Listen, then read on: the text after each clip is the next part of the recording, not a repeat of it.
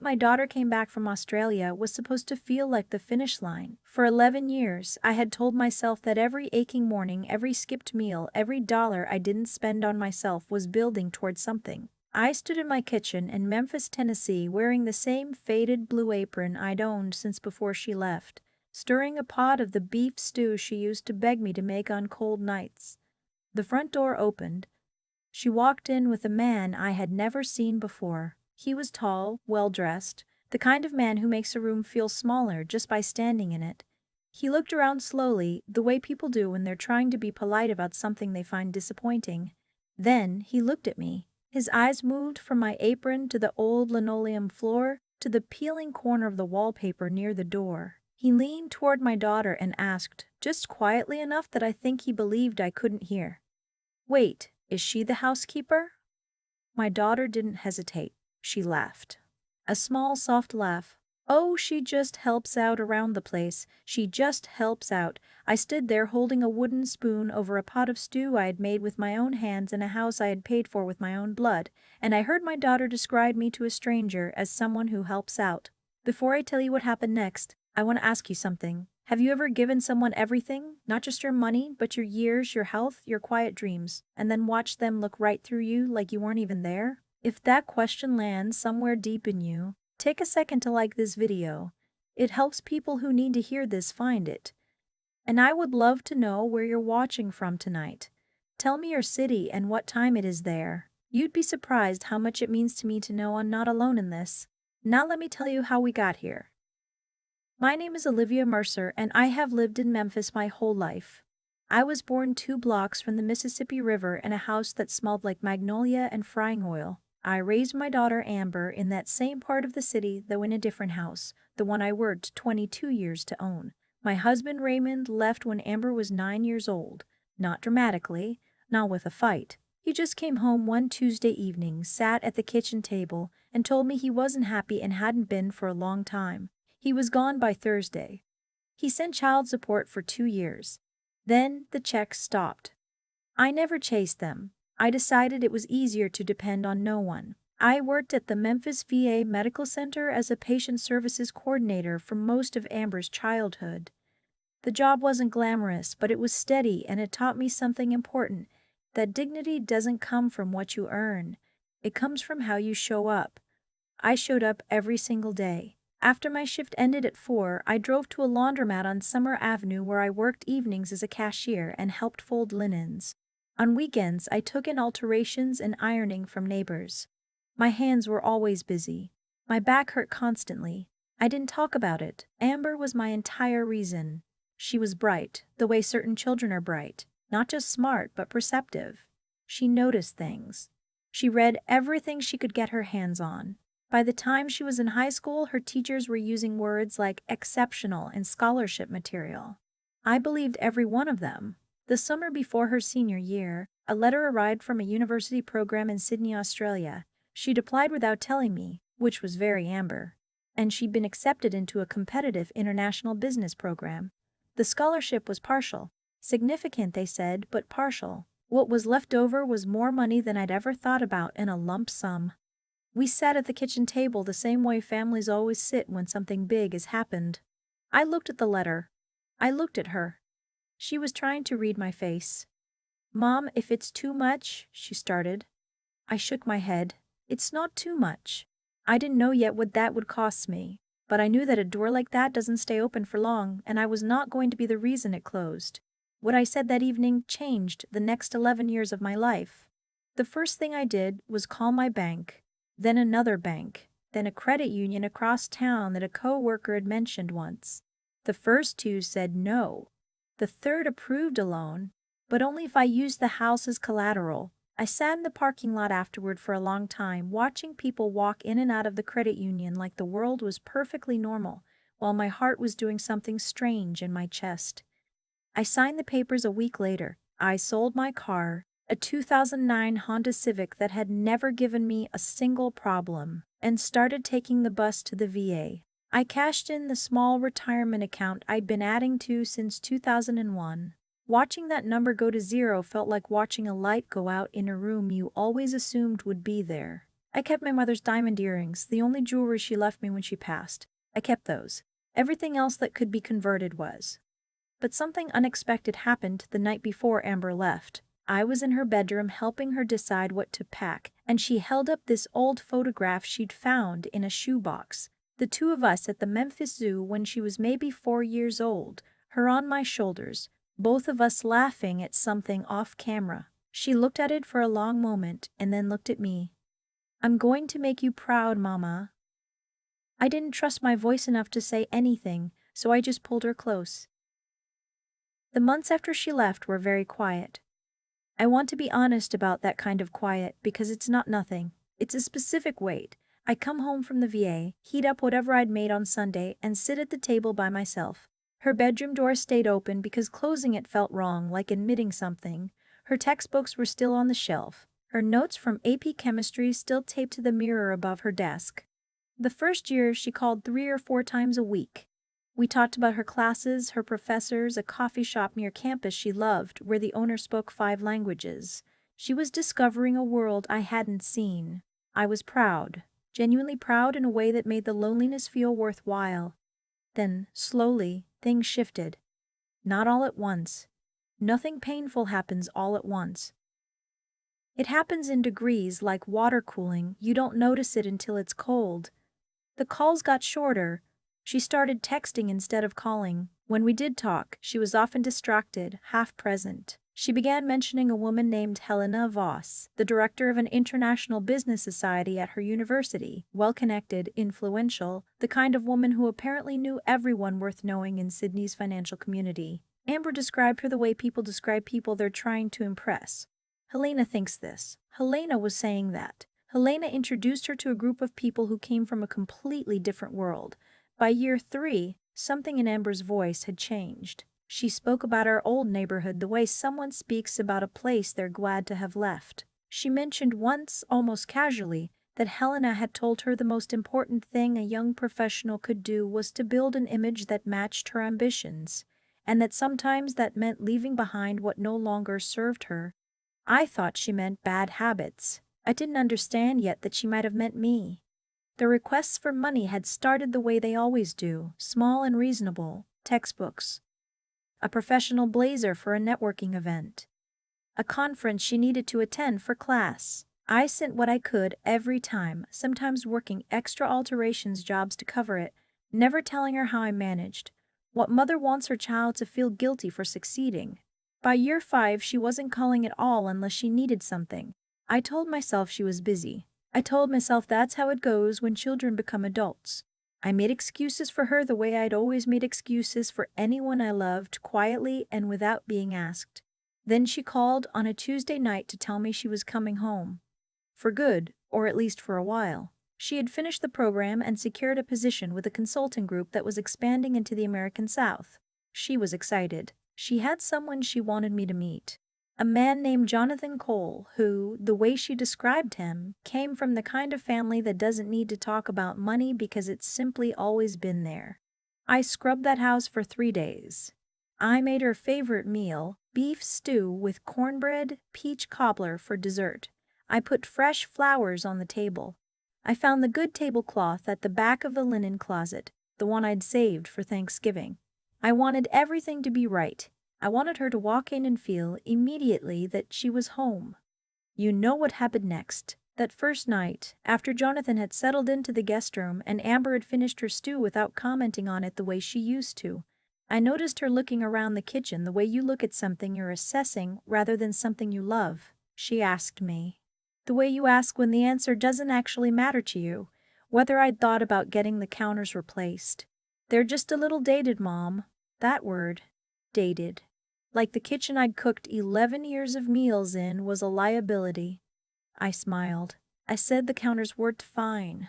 She nodded in that particular way that means the conversation is over but the opinion hasn't changed. Over the next few days, I watched Jonathan watch the house. I watched Amber watch Jonathan watching the house.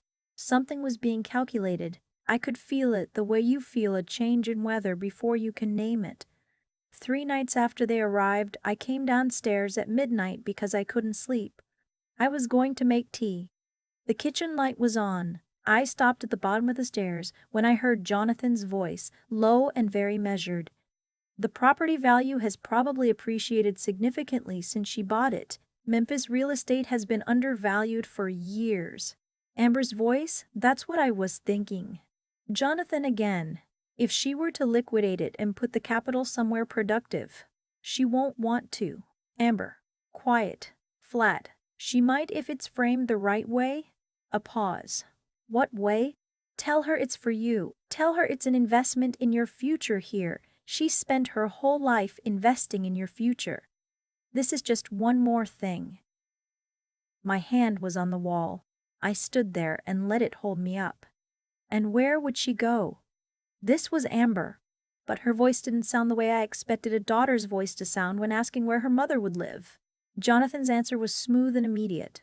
There are great retirement communities down in Germantown. Nice facilities. She'd be comfortable. Germantown. A suburb. A facility. I had owned my home for 22 years.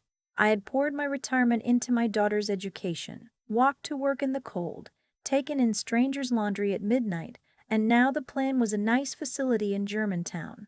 I went back upstairs. I didn't sleep. I sat in my rocking chair by the window and watched the streetlights until the sky went gray. Here is what I want to say about that night, because I think it's important. I didn't cry. I'm not sure why. I think part of me had been preparing for something like this for a long time without knowing it. The phone calls that got shorter, the voice that changed, the way she laughed when Jonathan called me the housekeeper. I think I had felt the shape of this coming, even when I refused to name it. By the time the sun was up, I wasn't grieving, I was thinking. There is something you should know about me, something Amber didn't know, because I had never told her. Years ago, back when Amber was still in elementary school, I had done something for a woman named Margaret Dunmore. Margaret owned a small chain of commercial laundromats across Shelby County. I had worked for her for almost a decade. One summer I discovered that her business manager had been skimming from the accounts, not a little but systematically, for years. I brought it to Margaret directly with the records I'd quietly kept. She could have dismissed me. Instead, she looked at the numbers for a long time and then looked at me, and she said, "I don't forget people who do right by me." A few weeks later her attorney called me. Margaret had restructured her business. She offered me a small equity stake in one of her locations, not a salary, an ownership stake. I barely understood what that meant at the time. I signed the paperwork because she asked me to and because I trusted her. I never touched it. I didn't talk about it. I lived the same way I had always lived because that felt honest. But that stake had grown quietly for 15 years, through 3 additional locations and 1 significant sale. I had received dividend statements every year that I kept in a shoebox in the closet, the same shoebox Amber found the photograph in. She didn't look at the other papers. The morning after I overheard their conversation, I called Margaret's son, Albert Dunmore, who had taken over the business after his mother's passing. He was the one who had overseen the original agreement. He remembered me. "Miss Olivia," he said when he heard my voice.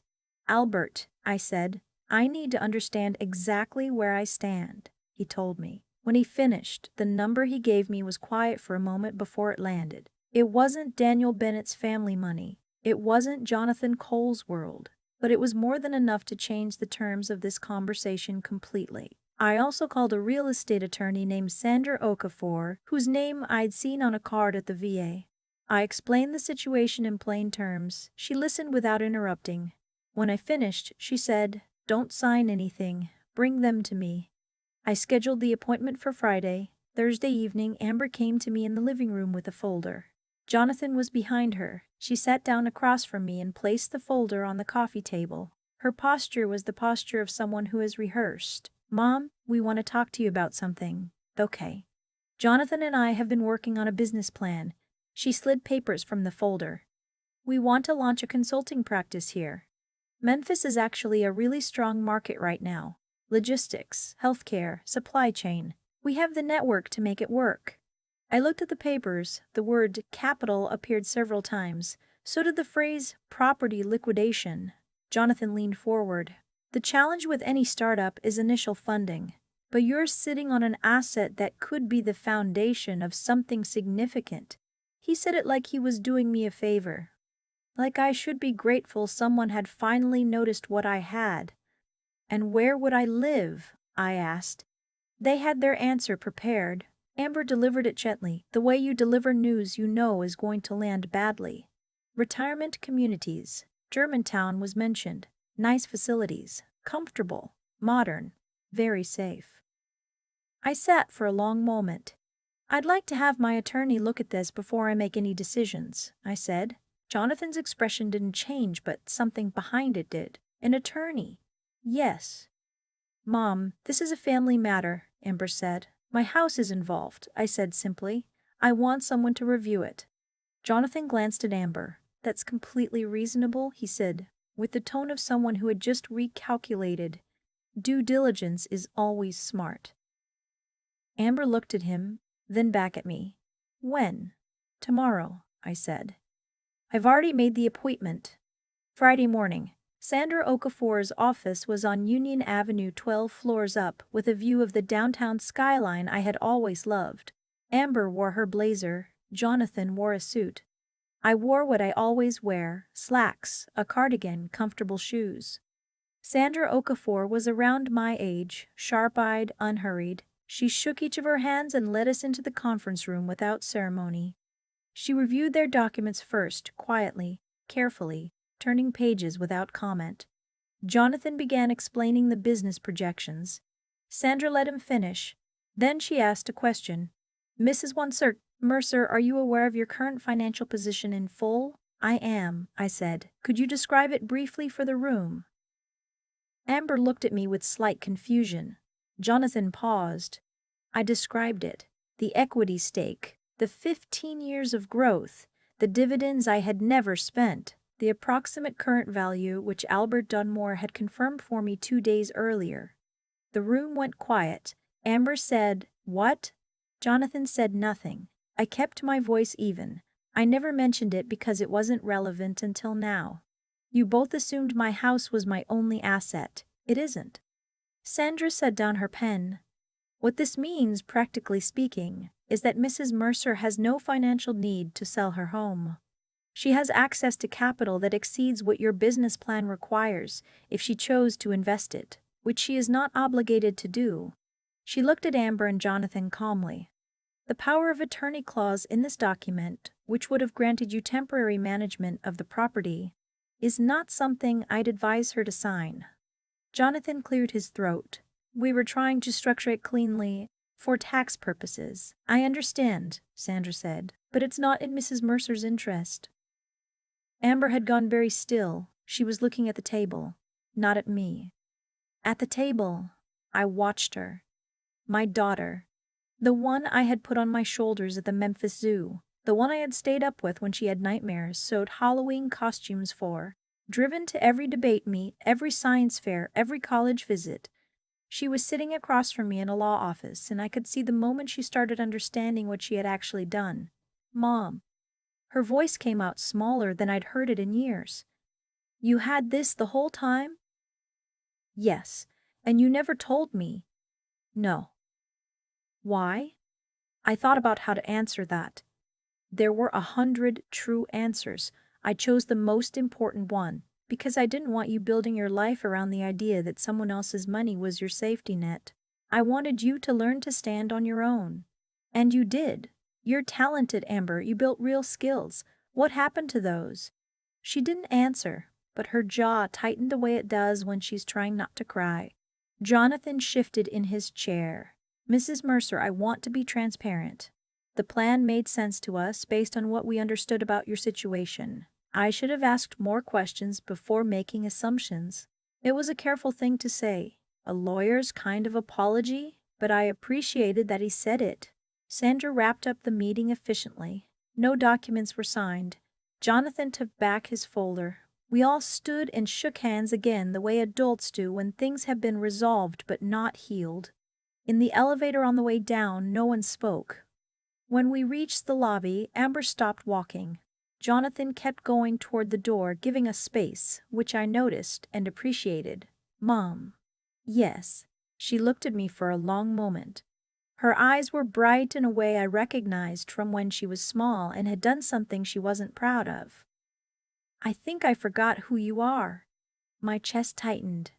I think I've been seeing you as, I don't know, as the past, as something to move beyond? She stopped. That's a terrible thing to say.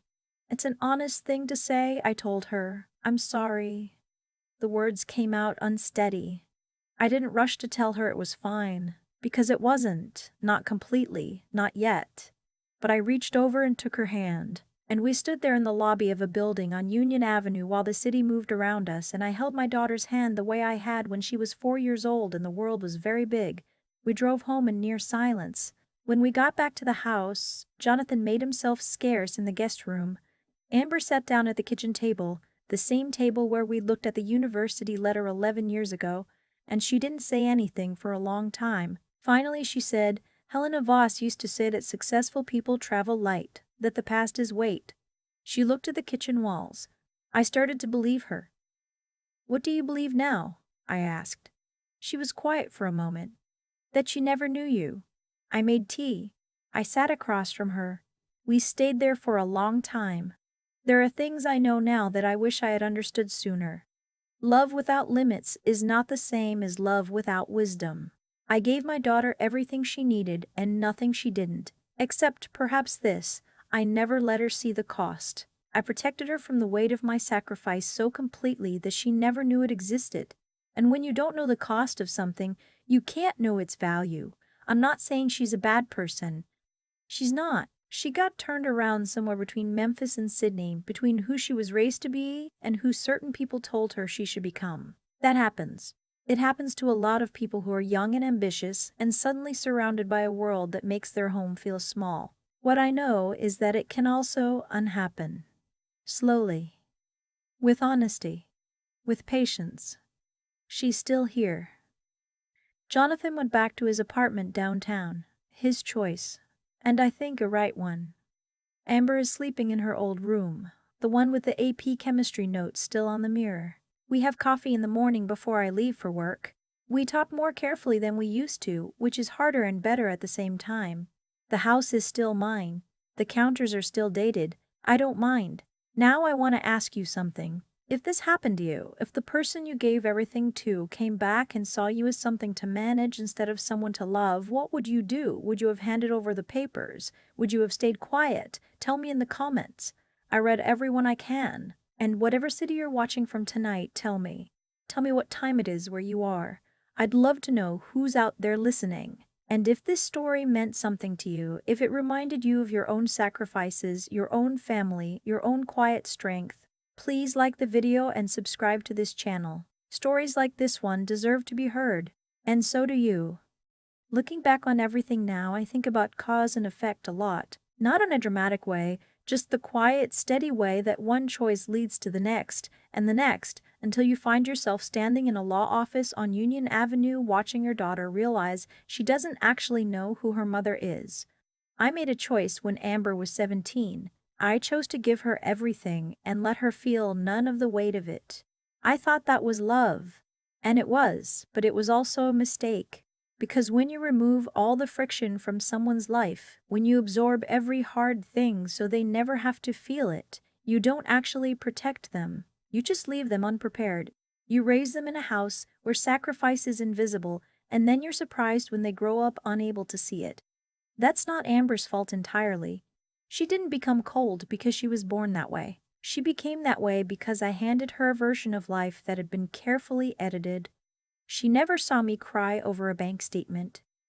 She never knew I walked to work in January because I'd sold the car to pay her housing deposit. She didn't know because I didn't tell her, and I didn't tell her because I thought a mother's job was to carry the weight alone. What I understand now is that when you do that, you don't teach your child strength. You teach them that struggle is something that happens to other people. Helena Voss told her the past is weight, and because Amber had never been shown what it cost to build that past, she believed it. That's the thing about wisdom. It doesn't arrive automatically with age or education or ambition. It has to be earned through something, through paying attention, through sitting still long enough to understand that the woman stirring soup in the kitchen is not just a background detail in your life. She is the whole reason you have a life to be ambitious about. What saved me wasn't anger. It wasn't the equity stake, though that mattered practically. What saved me was that I had spent 60 some years learning how to think clearly under pressure. Working 3 jobs teaches you that. Raising a child alone teaches you that. You don't panic, you assess, you make the next right move. That's a kind of intelligence that no university program in Sydney or anywhere else grants you. It's built slowly, out of necessity, out of showing up when you don't want to and figuring it out anyway. I am not a cautionary tale. I want to be clear about that. My life was not a warning. It was a life, full and hard and mine. What happened with Amber was a rupture, not an ending. She is sleeping in her old room right now. We have coffee in the mornings. We are learning, both of us, how to be honest with each other instead of careful. The one thing I would tell anyone carrying what I carried is this: let them see some of it. Not all of it, but some. Let the people you love understand what it costs to love them back, not so they feel guilty, so they feel grateful, so they develop the one quality that no ambition can replace, which is the ability to look at another person and truly see them. Amber is learning that now, so am I. And I think that's enough to keep going.